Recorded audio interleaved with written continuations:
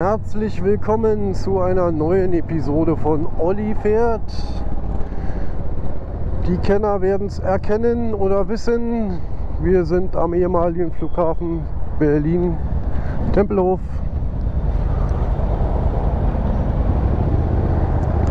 Und nehmen heute am Memorial Run 2025 teil. 2025 ein besonderes Jahr, denn wir sind ja dieses Jahr, haben wir ja den ersten offiziellen Veteranentag als Feiertag.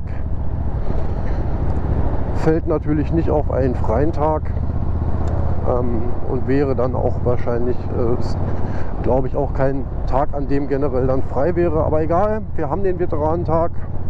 Die Kameraden haben lange dafür gekämpft, dass es ihn gibt.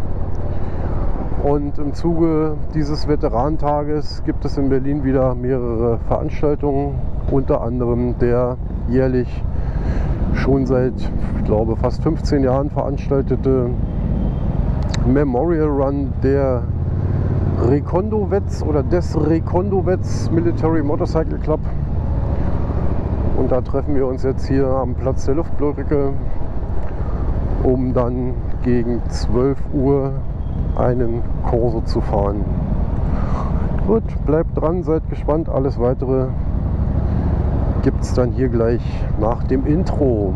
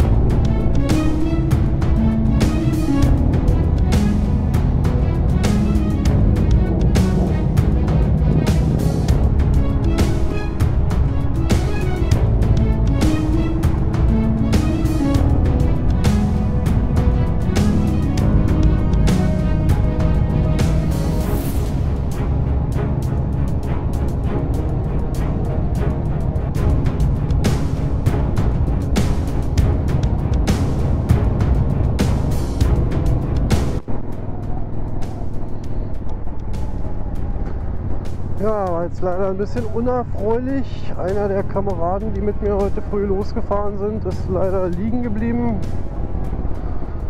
Auch mit mehrmaligen Versuchen konnten wir das Motorrad nicht wiederbeleben. War völlig tot, kein Strom, kein Pieps, kein Relais gezuckt, nichts, gar nichts. Ja, und dann werde ich mal zum Ehrenmal fahren, gucken, ob die noch da sind. Die müssten ja eigentlich noch da sein, um mich dann der Kolonne für die Rückfahrt anzuschließen. Ja, wie das Leben so spielt.